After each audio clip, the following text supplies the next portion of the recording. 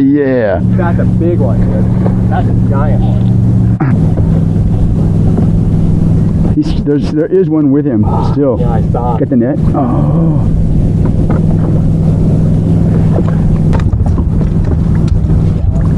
I don't want to get. I don't want to get. You all right? Yeah.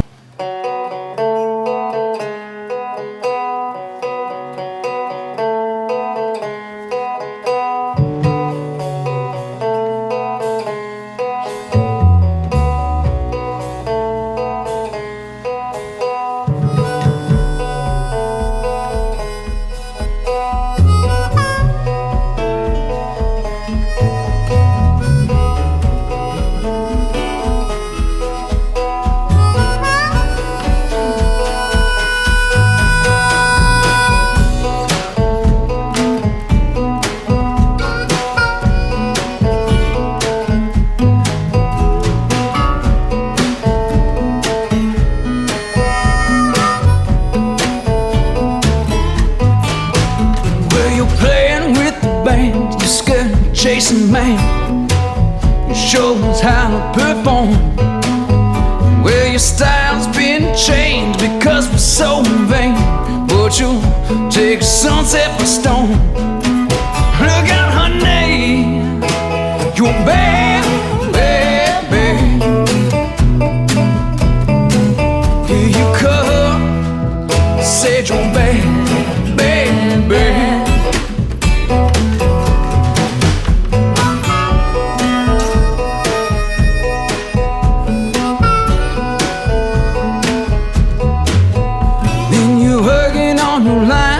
Sing for a time, you're the hottest ticket in town.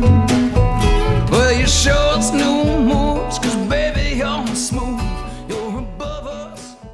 We'll get those life vests zipped and clipped, strap down those rods, and stash away those tackle bags because we are going fishing. Hello, everybody. Welcome to Tour Talk for January 30th, 2020. I'm your host, Keith Nicewanger, and we are going to talk about what's shaking in the world of professional bass fishing tournaments. The tour season has started, and there are things going on. But first, if you like the content that we produce on this channel, please remember to subscribe. Leave a comment if you're so inclined. We want to hear from you. By now, you know we are the Western representatives for ducket fishing. You know these guys, the strongest pro staff in all of professional tournament fishing. We are adding dealerships just about every week. If you're in Ventura, Los Angeles, Orange County, the Inland Empire, Lake Havasu, Sacramento, we've got a store to showcase these products for you. If you have a tackle shop or know of one that we should call on, send us a DM on Instagram or go to our website, basstouranglers.com, and send us an email. We would love to tell you about the ducket fishing lineup of pro-driven rods, reels, and baits. Change. It's inevitable. To improve, you must adapt. The sport is evolving. A paradigm shift is a fundamental change of basic concepts.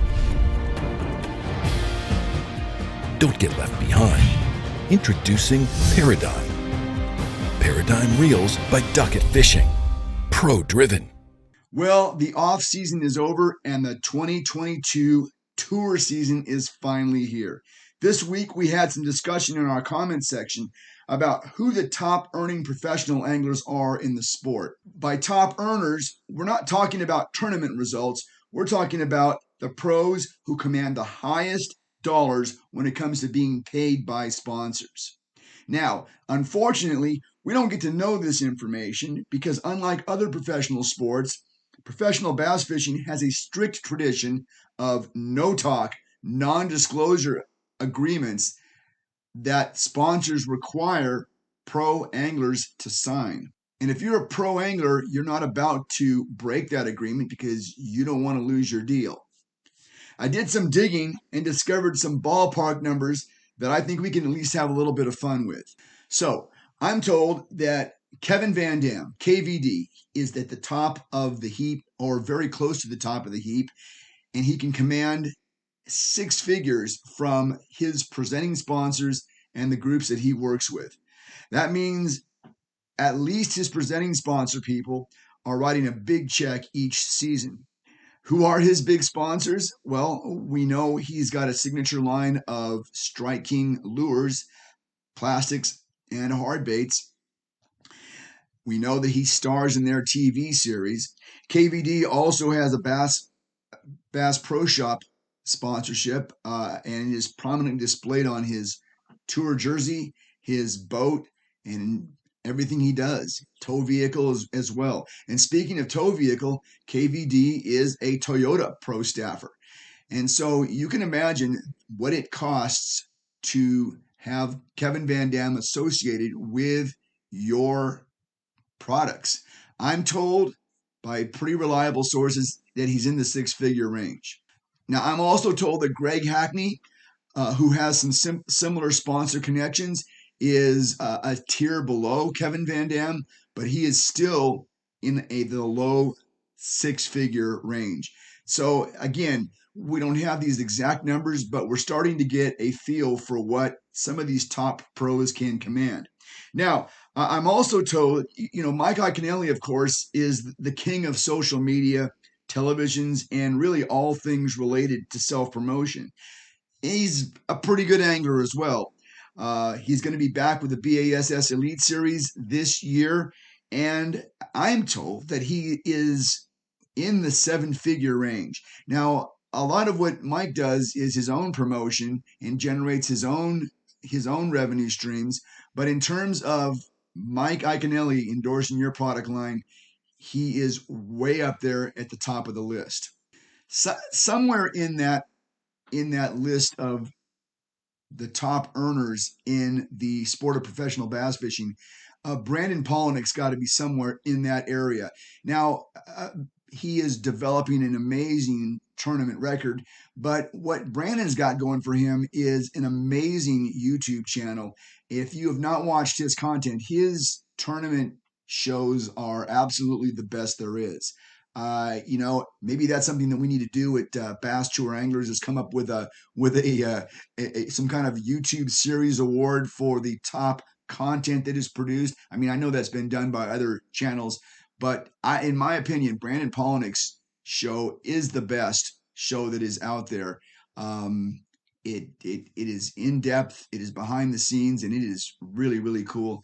And I know that he commands a really high fee for the businesses that are featured in his videos and the sponsors that he works with. Well, in 2022, I think we can add one more name to that list. I would say that Jacob Wheeler has certainly reached the KVD status. He had the most amazing 2021 season that anyone has had for quite a while. Angler of the Year of the Bass Pro Tour, where he won 3 events. And you add to that the fact that he's got a very active social media presence and a pretty good YouTube channel himself. A lot of content, and he's creating a lot of impressions. So yeah, I think it's safe to say that Wheeler has entered that KVD territory. Agree or disagree? Leave a comment down below. If you think that I'm off on some of this stuff, I would love to hear what you have to say. I would like to have this debate on into the future, because, like I said, it's kind of forbidden fruit for us to know these things because it is so secretive. But I think the more we talk about it, the more we get it out there, the more we can know. And doesn't everybody want to know this stuff? Also, who else have I left out here? Who else is in that KVD endorsement territory, do you think? Leave a comment. Let's get this discussion started. I think it's an interesting one to have. Is Michael Neal on a run or what? The 2021 Major League Fishing Big 5 Pro Circuit Angler of the Year. Last year, number 4 on the Bass Pro Tour. And that it also included a win in the final stage of that tour. And now he has won his first Major League Fishing Big 5 Pro Circuit event by winning the first event of the 2022 season down at San Rayburn in Texas. The Pro Circuit has a new format this season that features zeroed weights on the final Sunday for the top 10 finishers. Neal weighed in 26.05 the final day. That included an 8-pound, 9-ounce monster. Now, I understand these guys fished all week, got to the final 10 on Sunday, had their weights zeroed. It's a touchy subject, but it's the format everybody has agreed to. And he blasts 26.05 on that final day to take home the win. Josh Bragg finishes second. He weighed 18.02. Randy Despino hauled in 16.11 for third place. Spencer Sheffield had 14.06 and finished fourth. And Evan Barnes took fifth place with 13 pounds, 2 ounces. The fishing was very good, at least on Championship Sunday for these 10 pros.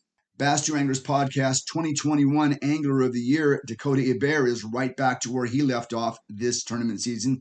Hebert starts the 2022 season with a 20th place at Sam Rayburn and earns 55 important points towards defending his title this year. Hebert hasn't won a big event yet, but he is so consistent, and that is exactly what you need to do to be an Angler of the Year.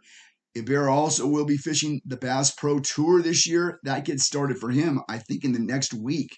So he's going to be a busy guy again, just like he was in 2021. Taking a look at the Major League Fishing Big Five roster, we see that, again, there are quite a few Bass Pro Tour pros fishing in this pro circuit tour. Along with BASS Elite Series pros, the BPT is the highest level of tour fishing an angler can reach. This season, 11 BPT pros and 1 Elite Series pro, John Cox, are all fishing Major League Fishing's Big Five pro circuit, which I think lends a lot of credibility to that circuit when you have these kind of names out there going after it in each event. We had a Wild West Bass Tour event take place in the West this week at Lake Shasta. Bass Pro Tour anglers Ish Monroe and Cody Meyer fished the event. For Monroe, this was his second event of the season, as he also already fished the Apex Tour's first event at Lake Mojave, where he finished 14th. Congratulations to Nick Wood, who weighed in 11.99 on the final day to win the first stop at the Wild West Bass Tour at Lake Shasta. This was Nick's first win on that tour. Finishing second was Bass Pro Tour regular Cody Meyer, who weighed in 33.68. Now, just to remember, the Wild West Bass Tour weighs in hundredths. A lot of the events that they fish are very tight, and so they use, instead of the ounces, they use hundredths of a pound in their format. Finishing in third was last year's Lake Shasta winner, Jeff Michaels, who weighed in 29.67 over 3 days. Finishing fourth is Mark Gomez, who is a rookie on this tour, with a total of 29.22. And in fifth place was Phil Garcia, who had 29.11. Those Shasta Lake spotted bass are cookie cutters, and the top 5 is always super close. Taking a look at the Bass Tour Anglers Podcast Angler of the Year standing, it's no surprise that the top 10 consists entirely of the Sam Rayburn event. We're just getting started, but it's fun to throw up a top 10, even this early in the season. Sitting at the top, of course, is Michael Neal with 74 points. Josh Bragg is in second with 73 points. Randy Despino is in third with 72. In fourth, Spencer Sheffield, he's got 71. In fifth, Evan Barnes has 70 points. Josh Butler is sixth with 69 points. Pete Pons is in seventh with 68. Dylan Hayes is in eighth place with 67 points. In ninth place is Jeff Bridges. Jeff Bridges caught a 10-pounder at Sam Rayburn this week. He has 66 points. And in 10th place, old friend Matt Becker has 65 points. Again, very early in the season. This is really our first time throwing a top 10 up there, but let's get it up there and let's update it each week, and we'll watch this as the season goes on. It should be a lot of fun. Well, that's going to do it for Tour Talk this week. Until next time, keep those life vests zipped and clipped, keep both hands on the wheel, and stay safe this week.